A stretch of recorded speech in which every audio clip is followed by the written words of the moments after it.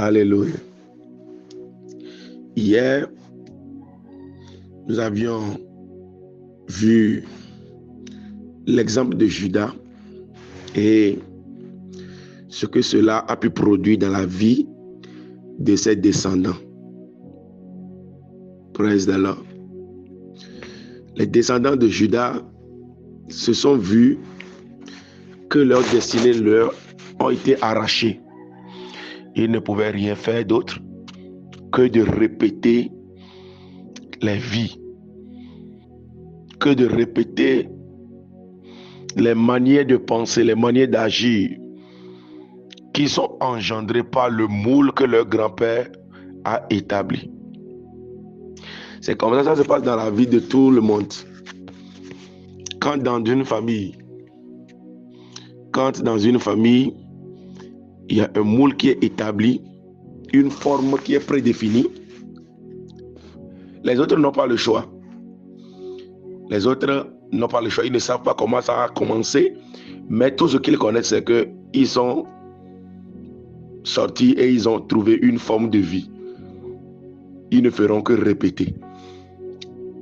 Je prie pour toi au nom de Jésus que les alliances ancestrales, les pactes, les engagements occultes contractés par les ancêtres qui ont établi dans ta vie des cycles répétitifs dans ta lignée, dans ton foyer, dans tous les domaines de ta vie où il y a ces cycles répétitifs-là qui font que tu ne fais que subir, tu ne fais que survivre, tu ne fais que répéter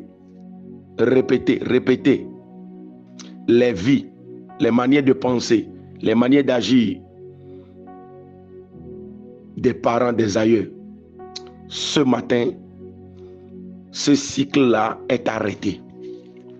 Le moule est brisé et tu ne répéteras plus ce genre de forme au nom de Jésus. L'apôtre a dit de ne pas se conformer, mais d'être transformé. Je déclenche dans ta vie le processus de transformation.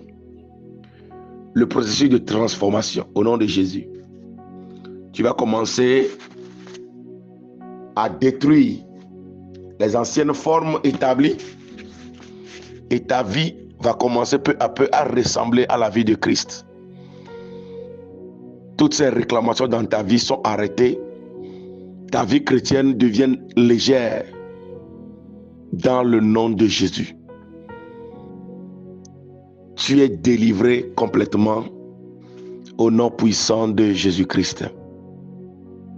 Praise the Lord. Alors, ce matin, nous allons voir 52 exemples de moules spirituels négatifs qui peuvent agir comme des prisons invisibles dans certaines familles. Et aussi longtemps que ces formes-là, ces moules-là ne sont pas brisés, ces schémas se répètent de génération en génération. Et c'est quand deux choses que je vais citer là. Si tu te retrouves dans l'un d'eux, il faut comprendre que il y a un moule négatif qui est déjà en l'œuvre dans ta vie, dans ta famille, dans tes affaires, pour d'autres dans leur santé. Et c'est aussi longtemps que quelqu'un ne se lève pour arrêter le cycle, pour briser le moule, pour proclamer la délivrance. Bien-aimé, ces choses continuent toujours. Parce que ce sont des choses qui sont établies dans le sang. C'est spirituel. Oui. Ce sont des choses qui sont attachées à l'âme. Parce que la Bible dit que l'âme est dans le sang. Tout ce qui affecte ton sang affecte ton âme directement. Et c'est ce que l'ennemi cherche, c'est ce que le diable cherche. Tout son travail, c'est d'avoir accès à ton sang et à ton âme au même moment. Praise the Lord. Voilà pourquoi après la nouvelle naissance, c'est la délivrance qui doit suivre. On ne saute pas les étapes. Quand tu sautes les étapes, ça te rattrape toujours. Toujours. Nous allons donner 52 exemples de moules spirituels négatifs qui peuvent agir comme des prisons. Écoutez, quand on parle des moules aussi, c'est-à-dire que les personnes qui vivent certaines formes de vie ne vivent pas ces vies de leur propre chef, de leur propre gré. Ils sont comme retenus captifs de la forme de vie là. Ils sont comme retenus captifs de ces moules-ci qui sont engendrés par les fondations de leur famille, qui viennent depuis les ancêtres. Et ce que ces moules font, c'est que ils te prennent en otage. Tu deviens captif, tu deviens esclave. Les gens sont devenus esclaves du péché. Tu deviens esclave de la pauvreté. Tu deviens esclave des difficultés de la vie. C'est-à-dire que quand je parle de pauvreté, on peut te donner 1 million aujourd'hui. 2 ans après, on te retrouve encore en train de quémander. Il y a des gens qui ont travaillé dans des grandes sociétés. Moi, j'en connais plein. Des personnes qui ont travaillé dans des grandes sociétés qui gagnaient des centaines de mille par mois. Mais aujourd'hui, ils sont misérables. Même maison, ils n'ont pas. Ils sont toujours en location. Ils sont misérables aujourd'hui. Pourquoi? Parce qu'il y a déjà une forme établie dans la famille. C'est-à-dire qu'il y a déjà une forme de pauvreté établie dans la famille. Ce qui fait que peu importe ce que tu commences, tu dois finir toujours pauvre. Et quand la personne commence sa vie et tout va bien, tu lui parles de ce genre de choses, il va te dire non, que lui ne croit pas en ces choses-là. En réalité, le problème est là. Et le problème a un temps fixé. Quand le temps sera accompli là, tu comprendras. Oui. Grâce soit rendue à Dieu que toi, aujourd'hui, tu es en train d'écouter ces enseignements et tu commences à prier, tu es en train de prier et pour toi et pour tes enfants. Que votre délivrance soit effective. Que votre délivrance soit complètement faite au nom de Jésus-Christ. Votre délivrance est parfaite au nom de Jésus. Tu ne vas pas suivre ces enseignements. Fais ces 52 jours, matinée, nuit, souffrir, abandonner ton lit et finir encore ces enseignements avec tes démons, avec encore des moules dans ta vie, avec encore des malédictions générationnelles, avec encore ton sang chargé de malédictions. Non, non, non. Ça, je refuse. Ce matin, que la bataille s'engage. Que ta délivrance soit déclenchée maintenant. Que mon Dieu commence à combattre pour toi, te libérer complètement de ton sang. Dans le nom de Jésus-Christ. Les moules invisibles, ouais, spirituels, dans nos familles, dans certaines familles. Et bien aimé, ce n'est pas parce que tu es ignorant que ces moules existent qu'ils ne travailleront pas dans ta vie. Que moi, non, moi, dans mon village là, moi je ne suis jamais allé. Hein. Oh, si mon grand-père fait quelque chose, moi je ne sais. Donc nous là, moi je suis devenu chrétien depuis longtemps. Moi, mon père ne m'a jamais amené au village. Et puis moi, j'ai vécu dans d'autres pays et tout. Donc moi, je ne connais pas. Bien aimé. David ne sait pas que Judas a fait quelque chose. Mais c'est la personne qui a le plus répété et ajouté. Écoutez, Ézéchiel a dit, ceux qui appliquent des proverbes t'appliqueront ces proverbes en disant, tel père, tel fils, telle mère, telle fille. Tu as été la fille de ta mère. Tu as même été pire qu'elle. Parce que ce que ta mère a fait, toi aussi tu en as fait. Dans la parole de Dieu, il y a beaucoup d'exemples. Beaucoup d'exemples. Moïse, par exemple. Moïse s'est vu arrêté à l'aurore de son Canaan. Pourquoi? Parce que son grand-père, Lévi, a déclenché un moule. Lévi a fabriqué un moule de colère qui limite les gens toujours à la porte de leur bénédiction. Lévi lui-même, quand avec Siméon, ils ont commis le meurtre, parce que quelqu'un a déshonoré leur soeur Dina, ils sont allés, ils les ont tous massacrés. Du petit jusqu'au grand, ils ont tué tous les hommes du village. Jacob a appris ça, il n'a rien dit. Il s'est tué. Mais dans Genèse 49, c'est le temps de la bénédiction. Jacob appelle ses filles, il dit, rassemblez-vous. Maintenant, je vais vous dire ce qui va vous arriver. C'est la suite des temps. C'est le moment où les gens recevaient la bénédiction que Lévi, lui, autre, a reçu la malédiction à cause de sa colère. Et c'était un moule qui est déjà établi dans son sang, transmis à ses enfants. Moïse est né des centaines d'années plus tard. Il ne sait pas qu'il y a quelque chose comme ça. Personne ne lui a dit qu'il y a déjà une malédiction. Personne ne lui a dit qu'il y a déjà un moule dans la famille. Mais lui, il se voit être colérique de façon naturelle. Il ne savait pas que ça a une source. Avec toute son onction, Moïse pouvait utiliser l'onction là pour arrêter cela. À cause de la colère. Voyez tout ce que Moïse a subi. Il a tué un homme égyptien parce qu'il se querellait avec un Israélite. Lui seul, il a tué l'homme, il a creusé, il a enterré. Imaginez un peu la gravité. C'est même à cause de ça qu'il a dû fuir à Madian. Sinon, Dieu avait un plan. Ce n'est pas forcément qu'il doit fuir d'abord avant de faire quoi que ce soit. Dieu est souverain, il savait ce qu'il faisait. La voix de Moïse a été tellement longue à cause de sa colère. C'est ce qui arrive à beaucoup de personnes aujourd'hui. Vous vivez des choses aujourd'hui qui viennent à cause des réclamations dans votre vie. Praise the Lord. Alléluia. Les gens, vous êtes là, vous vivez aujourd'hui des blocages inexpliqués. Vous vivez des choses bizarres dans votre vie, indépendamment de votre volonté, mais vous ne pouvez rien y faire parce que c'est une forme dictée, préétablie, et c'est dans votre sang. Oui, c'est dans votre sang. Vous ne faites que répéter, vous ne faites que répéter, vous ne faites que répéter. Moïse, les enfants d'Israël énervaient Moïse depuis longtemps.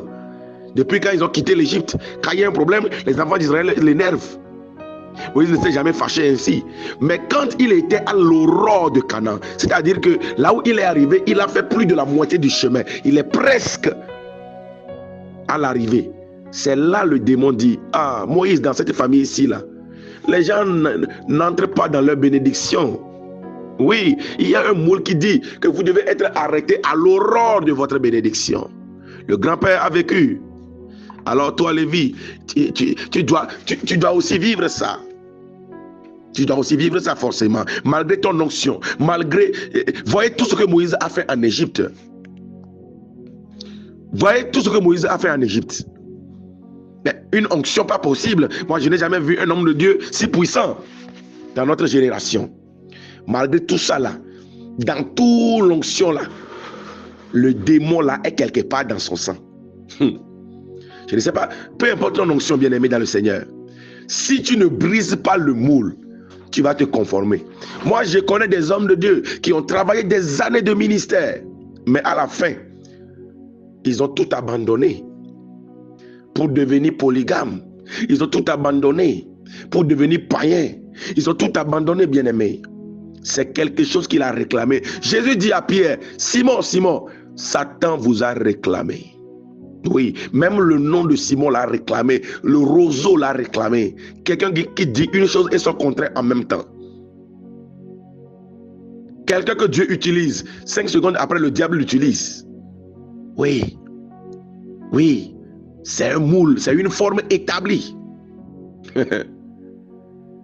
Moïse, Lévite. Mais essayez un peu de voir la vie des Lévites. La malédiction que Jacob a prononcée les a tous suivis. Même si ils ne sont pas au courant, ils l'ont vécu quand même. Aaron a été dépouillé. Aïe. Écoutez, bien aimé, Aaron a été dépouillé devant le peuple sur la montagne. On l'a pris son sacerdoce, on a donné à son fils devant le peuple. Il a été dépouillé. Quelqu'un qui a servi Dieu toutes ces années. Toutes ces années, il a été aux côtés de Moïse. Mais Aaron a été dépouillé devant le peuple sur la montagne et il est mort sur place. Quelle honte à la fin de son ministère. Comment il doit être dépouillé. Ça n'a pas suivi. Voyez la maison d'Élie. Oui, Élie et ses enfants. Voyez, c'est la réclamation là toujours qui continuait parce que leur grand-père a établi un moule. Ils ne doivent pas entrer dans leur bénédiction. Ça a poussé les enfants d'Élie à commettre des bêtises.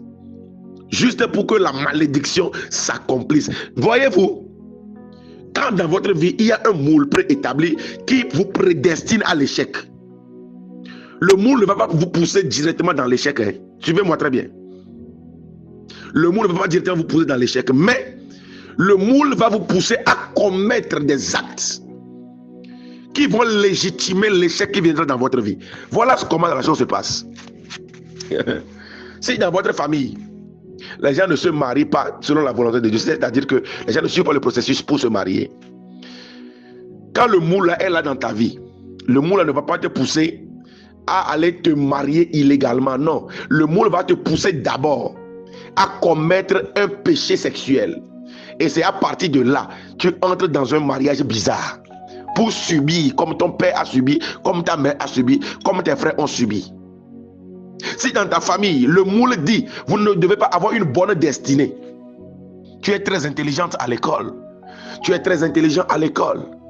Mais c'est le moule là qui va te pousser à aller commettre un péché peut-être sexuel, un acte irréparable. Et ta destinée est touchée également en même temps. C'est-à-dire que le diable fait tout, il touche à l'origine et toi-même tu déclenches le reste des problèmes. Beaucoup de personnes, vous êtes ici aujourd'hui, vous criez que vous avez des problèmes, vous souffrez beaucoup. Mais quand on fouille dedans, la plupart des choses que vous avez ne sont pas des choses qui sont venues de façon anodine. Non, vous avez commis un acte. Mais ce qui te pousse à commettre l'acte, c'est de ça que nous sommes en train de parler. C'est ça qui est la forme qui est préétablie. Les gens sont devenus aujourd'hui polygames, non pas par leur propre volonté. C'est juste une simple colère d'une soirée qu'il a eu avec sa femme. Et il a claqué la porte, il est sorti. Il est sorti net, le diable lui a placé une fille. Net, il est tombé dedans. Net, il devient marié. C'est là qu'il est devenu polygame. Sinon, ce n'est pas quelque chose de prévu. Mais c'était déjà dans son sang. Ton père est polygame. Ta mère est polyandre. Tes oncles sont polygames. Dans ton sang, il y a déjà la polygamie, bien-aimé. Il faut le traiter. C'est un moule préétabli. Il faut le traiter. Si tu ne le traites pas, ce qui fait que les gens deviennent polygames là, quand le temps sera arrivé, toi aussi tu comprendras. C'est-à-dire que tu vas arriver avant de comprendre que, comment j'ai fait pour devenir polygame? Ce qui fait que les gens quittent leur mari, leur femme là. C'est présentement, toi, avec toi et ta femme, c'est bon, tout va bien, c'est vrai, je suis content pour vous. Mais si dans ta famille, il y a le divorce, alors bien aimé, dans ton sang, il y a déjà les gènes du divorce. Si ton père a divorcé, ta mère a divorcé, tes oncles ont divorcé, ton grand-père a divorcé, dans ton sang déjà, le moule est déjà préétabli. Ce qui fait que les gens divorcent là. D'ailleurs, ce n'est pas grande chose qui fait que les gens divorcent des fois. Hein. Quand tu t'apprends des gens et te disent la raison pour laquelle ils ont divorcé, même là, c'est des choses enfantines. Mais c'est un moule, c'est-à-dire ce sont des conditions spirituelles établies. Et la finalité, c'est qu'ils doivent divorcer. Peu importe par quel moyen, mais ils doivent finir comme ça. La mort prématurée, ils doivent finir comme ça. La pauvreté, ils doivent finir comme ça. Ils doivent toujours finir comme ça, peu importe par quel moyen. Oui, c'est ça la forme qui est préétablie. C'est le moule là qui engendre ceci. Et c'est de ça que le Seigneur est en train de te délivrer ce matin. Est-ce que tu peux dire amen à ça? Alléluia. Donc aujourd'hui, nous allons commencer à voir 52 exemples de moules spirituels négatifs qui peuvent agir comme des prisons spirituelles invisibles dans certaines familles. Et tant qu'ils ne sont pas brisés, ces schémas se répètent de génération en génération. Nous allons voir 10 ce matin et demain, nous allons continuer. Praise the Lord. L'obrazana maya. Mazagabalagabaya. J'annonce ta délivrance au nom de Jésus. Premier moule. Une famille où les hommes meurent avant 50 ans. Si dans ta famille, tu constates que les hommes meurent avant 50 ans, c'est un moule qui est établi. C'est la mort prématurée qui est établie. Dans la famille, tu constates que les jeunes, c'est les jeunes qui meurent. Les vieux, il y a des vieux qui sont là, mais les jeunes meurent. Les jeunes de destinée, c'est-à-dire que les personnes qui doivent révolutionner la famille, les personnes qui doivent changer la vie de la famille, c'est eux qui meurent premièrement. C'est un moule préétabli. Ce matin, si tu es là et tu m'écoutes, où la mort prématurée est en train de sévir dans ta famille, à cause de toi qui es présent ce matin, je déclare ta délivrance. Je déclare ta délivrance. Je déclare ta délivrance. Ma Bible dit, ô mort, où est ta victoire? Ô mort, où est ton aiguillon? Christ a vaincu la mort. Alors la mort n'a pas le pouvoir sur ta vie.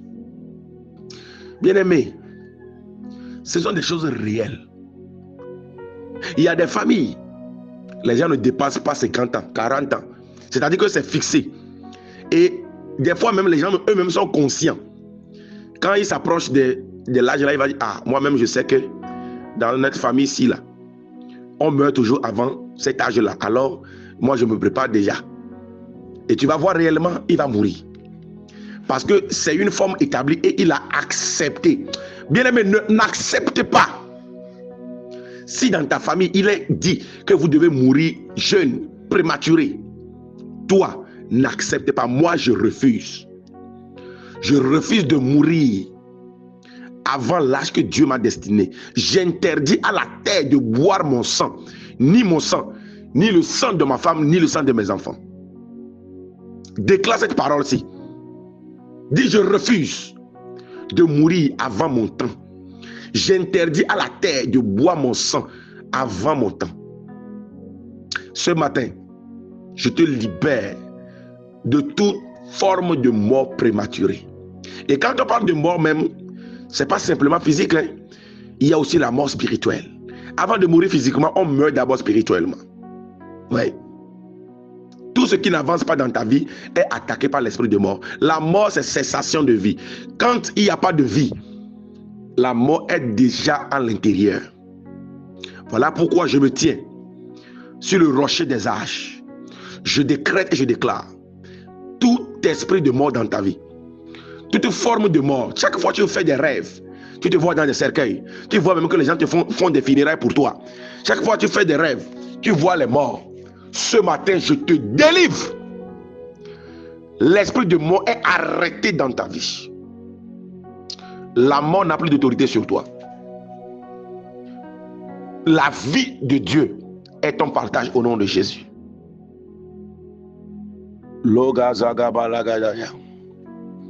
Alléluia. Est-ce que tu es là? Deuxième moule. Une lignée où aucune femme ne reste mariée longtemps. Bien aimé, quand tu constates dans ta famille qu'il y a beaucoup de tantes à la maison. Oui, beaucoup de tantes sont à la maison là. C'est-à-dire que les frères du père, ils sont beaucoup à la maison. Il faut comprendre que dans la famille là, il y a une malédiction liée au mariage. Il y a des familles, les femmes de cette lignée là, ce n'est pas qu'ils ne se marient pas. Hein. Ils sont d'ailleurs, ils sont très belles. Elles sont plutôt très belles. Et elles trouvent toujours des maris. Mais le problème c'est quoi? Elles ne restent pas mariées longtemps. Il y a un certain nombre d'années fixées pour leur mariage. Il y a un temps fixé pour leur mariage. Quand le temps arrive, il faut que tu divorces. Peu importe ce qui va se passer, elle doit divorcer. Un homme de Dieu, un grand homme de Dieu a donné l'exemple. Il nous a dit un jour que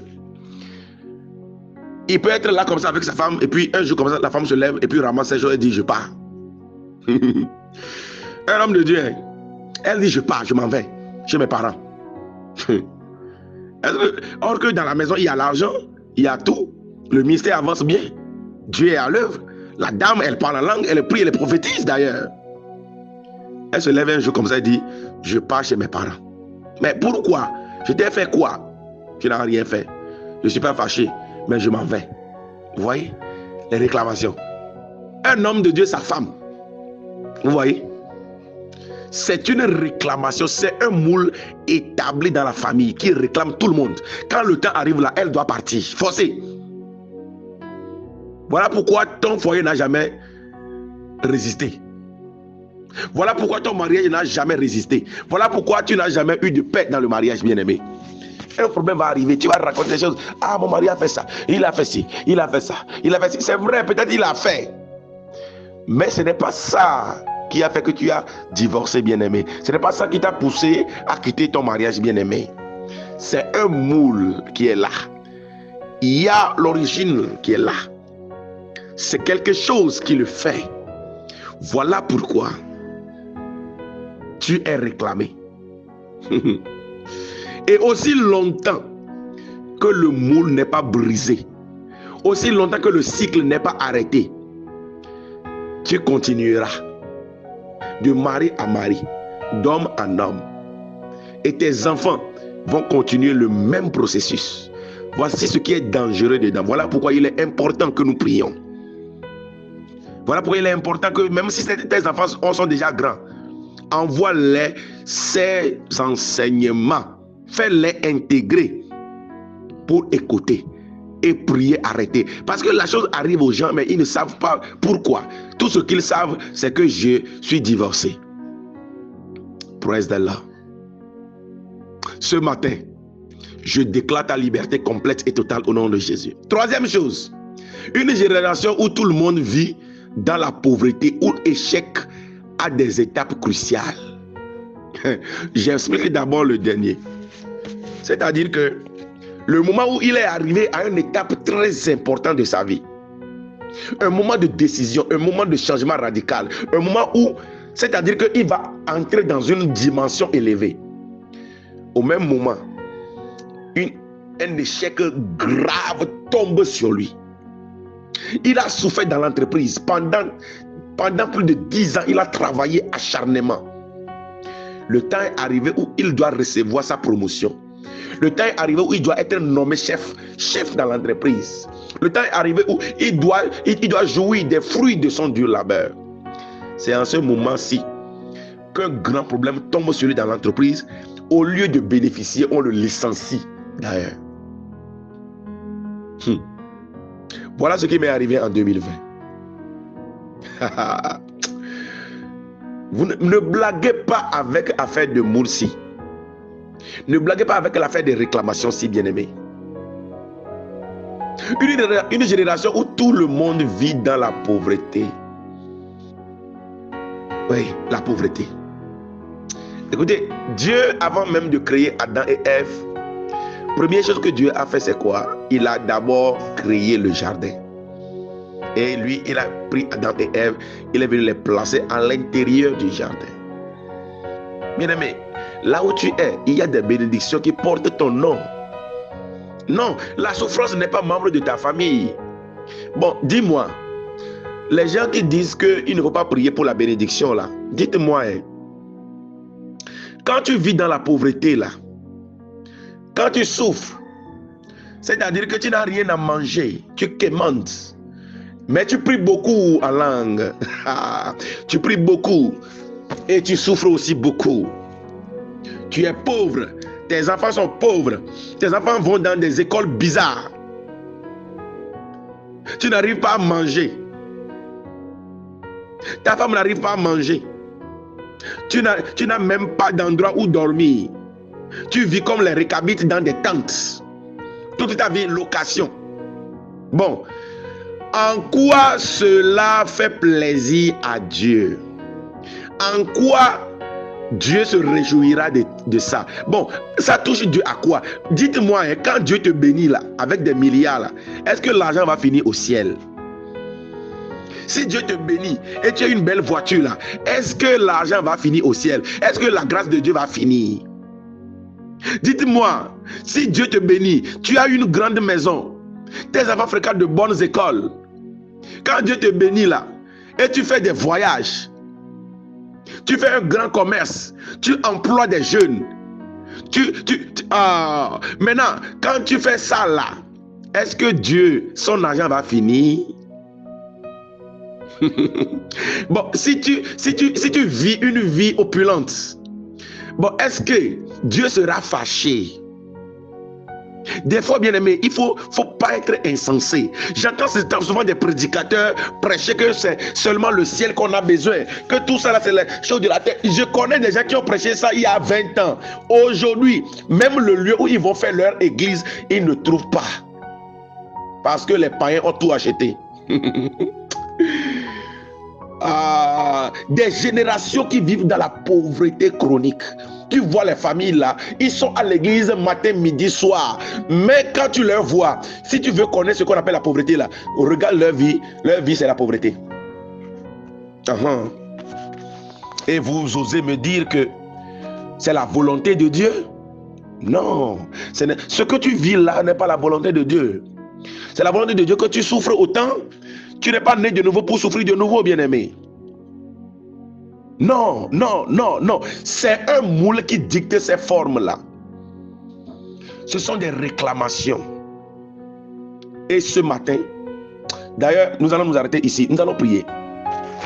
Nous allons prier, bien-aimé. Ça fait 3 choses que nous avons vues.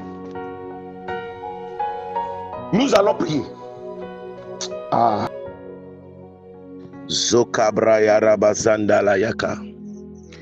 Libro sota la brazita le bahala gadaya. Bien aimé, si tu es là, prends 5 minutes, commence à prier. Je crois que tu as compris ce que j'étais en train d'expliquer.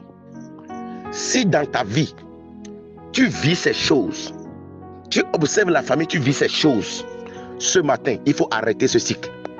Oui, ce matin, la Bible dit, vous connaîtrez la vérité et la vérité vous affranchira. Ce matin, tu déclares ta délivrance et tu déclares que le moule, son processus s'arrête. Son cycle s'arrête. Ça s'arrête sur toi. Ça s'arrête sur toi. Ce matin, commence à l'arrêter. Commence à l'arrêter. Commence à prier là où tu es. Commence à prier là où tu es. Commence à prier là où tu es. Masokata yabaya. Lobro soto robo suta la brazayaka. Inda lebro suta balinda ragada maika la brazo. Indo rozondo likata baile costa brevalianda. Mashikabalagadabalagabaya. Zukabalagabra satarabayando. Malebra zunta lebra handa. Shila rosi katabeli da sitala rosavaya. Mando robo lukatakabalagaya. Je te laisse prier. Bien aimé, il faut prier maintenant. Arrête ce cycle-là. Ces 3 choses que j'ai citées. Arrête ce cycle dans ta vie et dans ta famille. Le soir, nous allons nous retrouver encore pour le temps de prière intense. Invite quelqu'un, partage le lien avec quelqu'un pour profiter. Envoie ces prières à tes enfants, qu'ils écoutent, qu'ils sachent ce qui les attend pour commencer à prier maintenant. La grâce de Dieu est sur vous. Votre semaine est bénie au nom de Jésus.